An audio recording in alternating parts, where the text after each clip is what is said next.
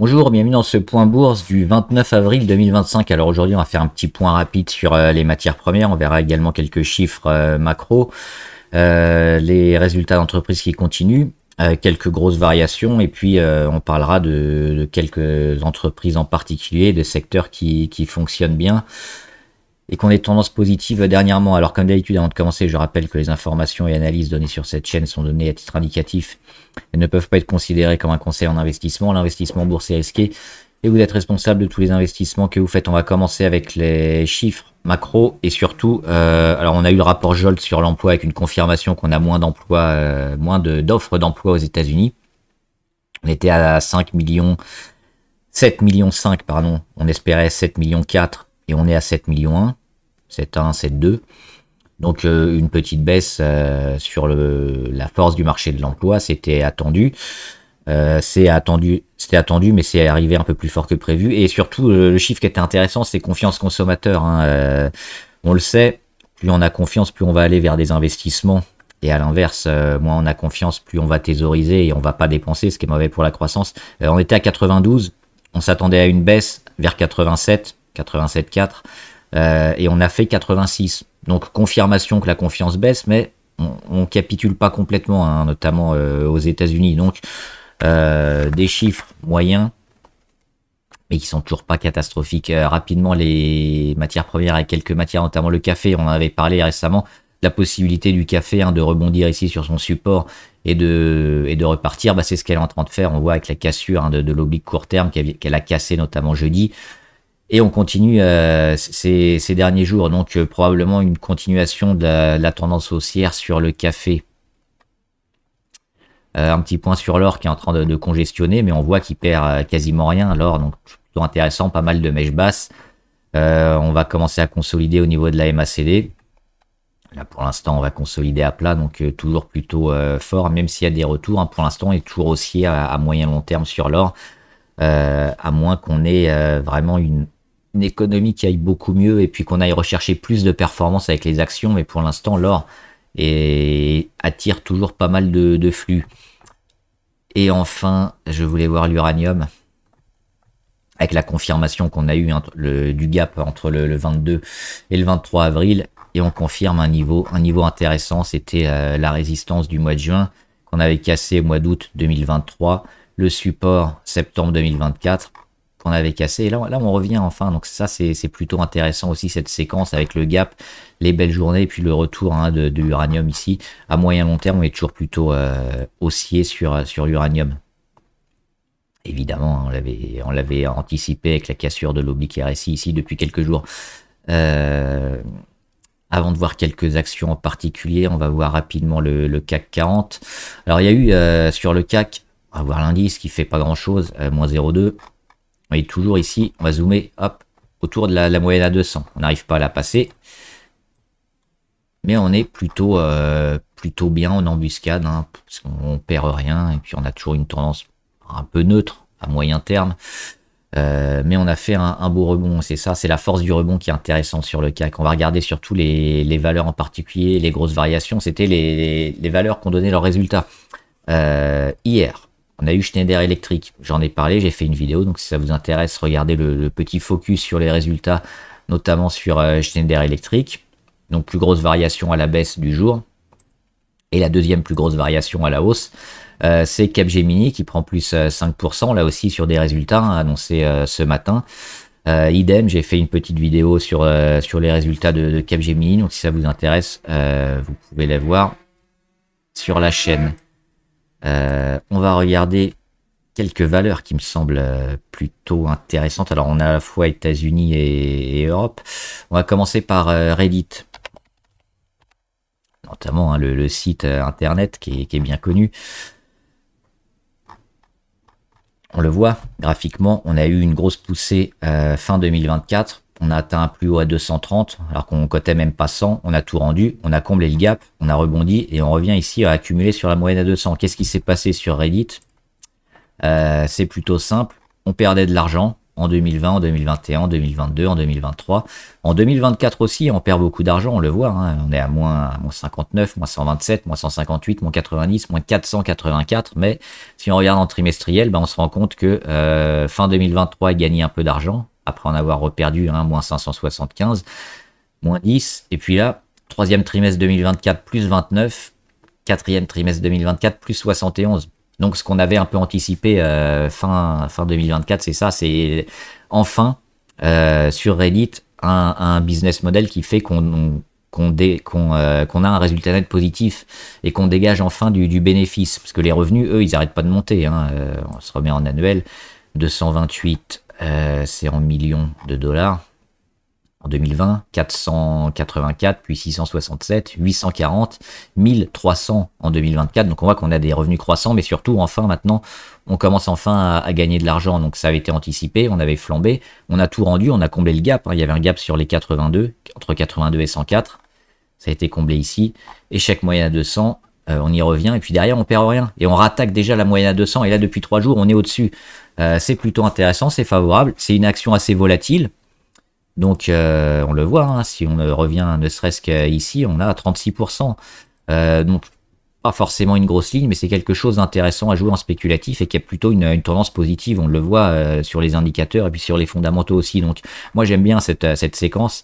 Sur Reddit, ça peut être intéressant. On a également Imerys qui a donné ses résultats hier ou ce matin, je ne sais plus. Sur Imerys, on va le voir. Un net recul de son EBITDA, hein, ça c'est pas terrible. On avait quoi aussi? Chiffre d'affaires à 871 millions d'euros. On va le voir après, le chiffre d'affaires, hein, c'est pas terrible. Et, alors le communiqué est pas terrible parce qu'il prévoit quand même des perspectives difficilement prévisibles, mais il se montre confiant. Il y a quand même un peu tout et son contraire.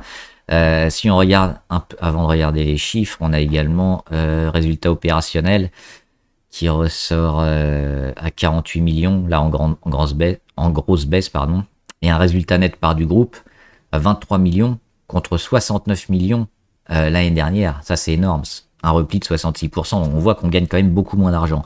Et on va le regarder sur les chiffres. Sur Imerys, on le voit, hein, 871 millions. Et on regarde les derniers trimestres, on était beaucoup plus haut. 2023, on était à plus de 1000 millions, donc 1 milliard 02. Ensuite, 997 millions, 985, etc. 800, 900, 800, 800, 800. Donc on a du mal. C'est des chiffres quand même qui ont tendance à baisser. Et pourtant, la réaction du marché sur Imerys, alors évidemment, gap baissier à l'ouverture. On perd moins 2,8. On va jusqu'à moins 3. Et tout est racheté en cours de séance. On fait même une mèche haute. Hein. On fait un échec sur la moyenne à 200. Donc on voit que finalement, des résultats quand même assez moyens n'ont pas été survendus. Donc à surveiller les prochains jours. On a toujours une tendance, hein, de réaction sur Imerys. Moi, c'est une valeur auquel je crois pour aller taper, hein, cette zone-là, entre les 33 et les 38. Des résultats assez moyens, mais pour l'instant, le marché n'a pas vendu ses résultats et est plutôt confiant et optimiste. Donc, à suivre. Si on a effectivement ce phénomène, hein, de continuation haussière, ce sera validé.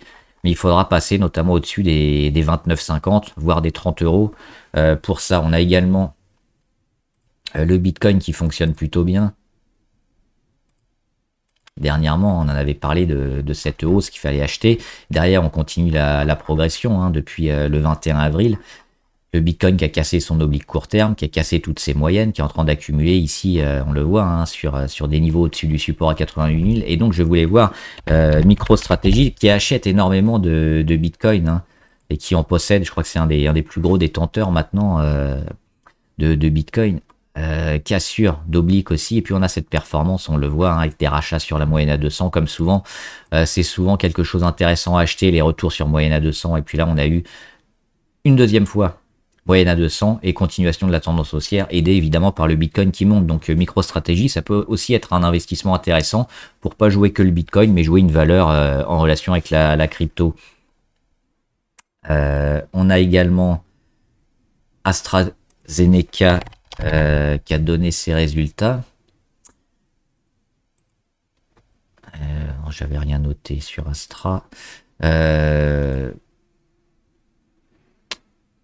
Si, c'était ici.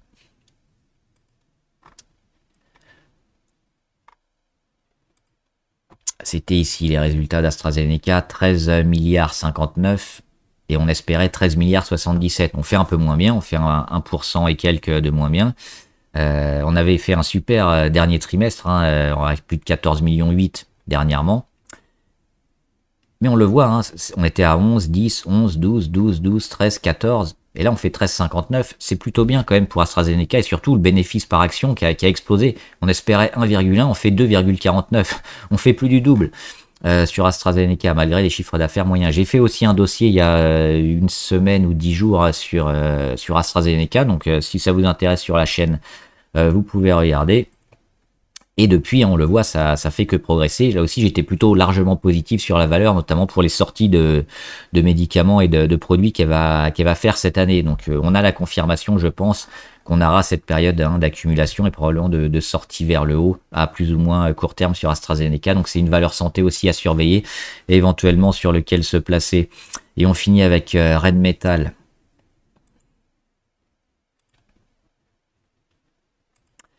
Rheinmetall qui prend 7% aujourd'hui. Alors, les résultats sont dans 9 jours, mais ils ont donné des résultats partiels en avance.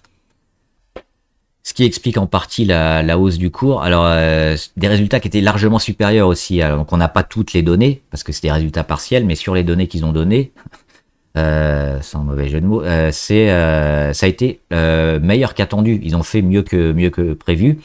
Et ils ont annoncé aussi qu'ils ne prenaient pas en compte les contrats qui devraient encore arriver, notamment sur le réarmement européen et la souveraineté européenne en matière de défense. Donc, on s'attend encore à plus de hausse. Et ça, les résultats de Rheinmetall ont emporté avec eux pas mal de valeurs défense et guerre, notamment sur l'Europe, comme Thales par exemple, qui a bien fonctionné aujourd'hui. Donc, là aussi, on surveillera pas mal de valeurs. Moi, je suis déjà investi notamment sur un ETF défense, sur Thales également.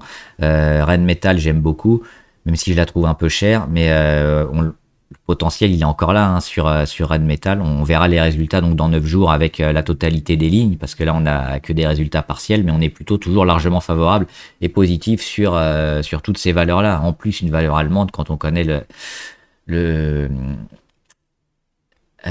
budget que l'Allemagne va allouer à ces entreprises, ça peut être toujours intéressant de s'investir sur ces valeurs-là, à la fois allemandes et défense et guerre. Et celle-là, elle coche les deux cases.